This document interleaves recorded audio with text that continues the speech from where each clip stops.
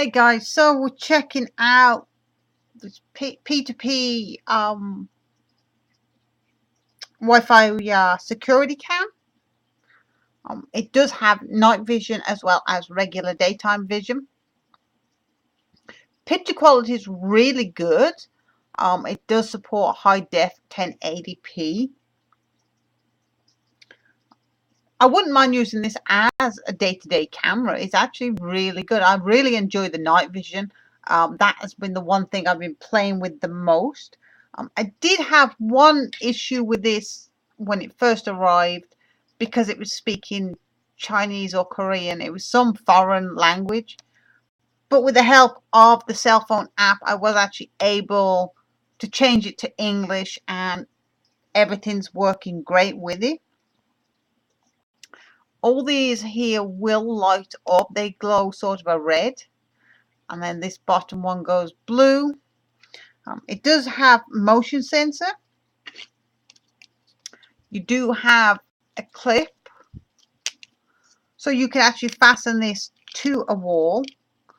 And this would screw into the base here. So let's get this screwed in. Of course, you tighten this one here. And then depending on how you're going to have it, you would tighten the one here on the back. And as you see, I'm holding that and it's not falling. I can adjust it to where I need it. And it'll go up, or down, up. And it'll go one way and the other way, depending on, as I say, where you have it situated.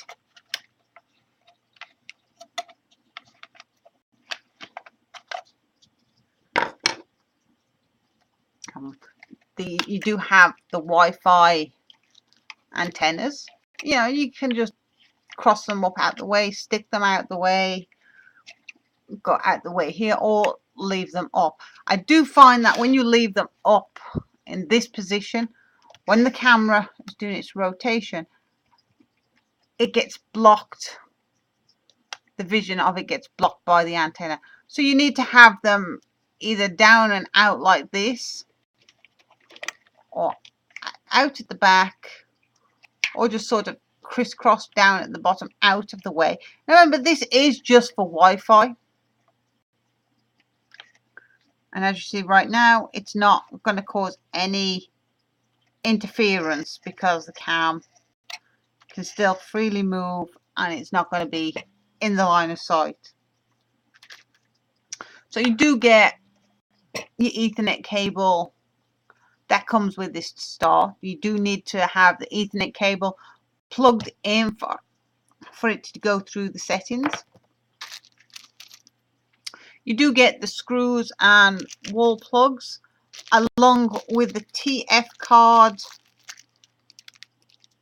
tool to help put in and out the T.A.F cards, SD cards. I'm just moving some things out the way so we can get to it. You do get the DC adapter. Now the DC adapter and the Ethernet cable would actually plug into the back here. As you see, you have the DC over here. Headphones can go here, and then Ethernet cable and SD card here.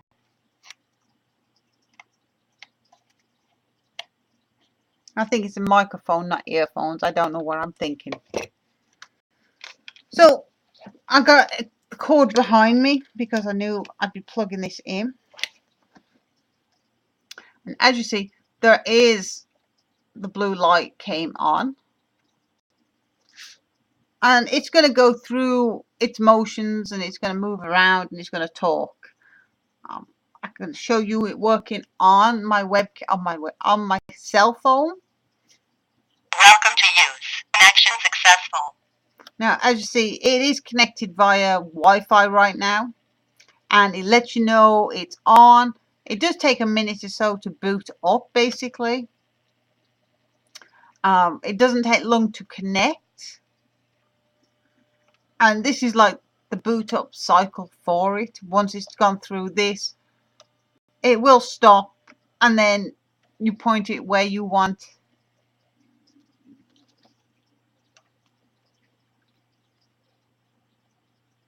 So now it has finished doing its boot up.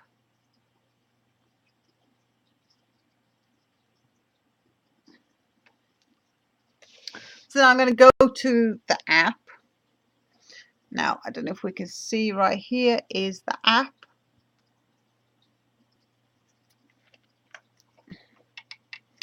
And then I did search the device and then it came up. So I'm just going to click it. And as you see right now, it's detecting motion. And it gives me the option to cancel or to record the motion of what's going on. So if I was out of the house and it went off, I could actually see who's in the house and what they are up to. Now as you see, it's not really going off too easy. I'm waving my hand quite around it. There you go. It's detected some more motion. It is really sensitive, but in the app you can adjust everything. You will need the app to start with if yours first speaks Chinese like mine did. There is an option in the app by pressing the little cog, and then it's right at the bottom. It says voice language settings.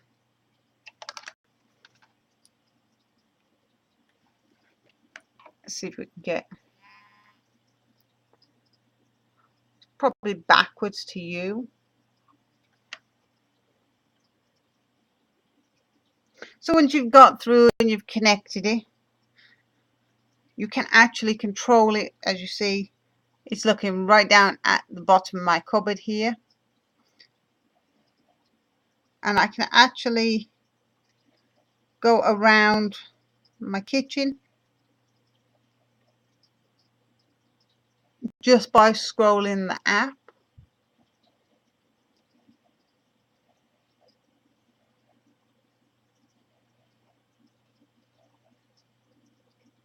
Yeah, I can move it up.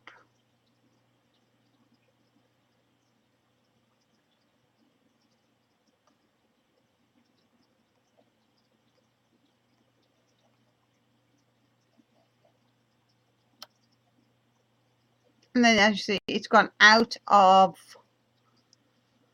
night vision mode and we're in regular mode, which is actually showing the color. But as you see right here, that it is really dark. If I was to turn night vision back on,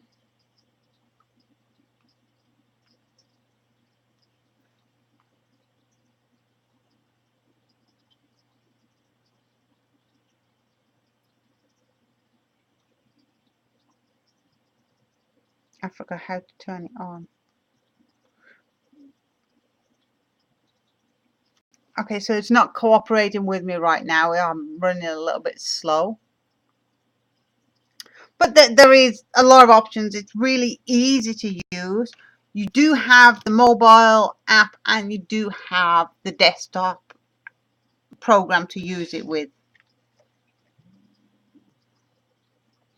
I will recommend adjusting the sensitivity of the motion, because every little motion it is going off on it. You do, as I say, you do get the instruction book, and it does have a lot of great information, but some of the important bits of information is not linked here. Like, for instance, changing the language. There's nothing in the manual about changing the language. You do have a reset button on the bottom, and after I got mine back to English, I did press the reset and then it went to Chinese, which is a little frustrating. I'd like it to start off on English, but it was still simple enough to change over. So I'm going to unplug it and we're going to run through the features of this one more time. Microphone hole, Ethernet card, SD card, power, that's your DC, You do have 2 Wi-Fi antennas. You do have some nice breathe holes. The top will spin basically 360 degrees and then stop. You do have a speaker or microphone down here at the front.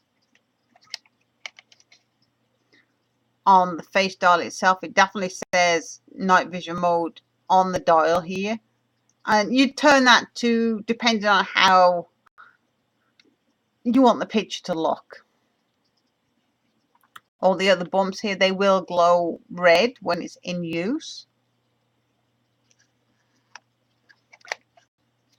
Now, if we can get a picture there, we do have another speaker here. That is where the sound was coming from when it first turned on. And again, we have a reset. So that will be it. Again, this was the P2P Wi-Fi camera.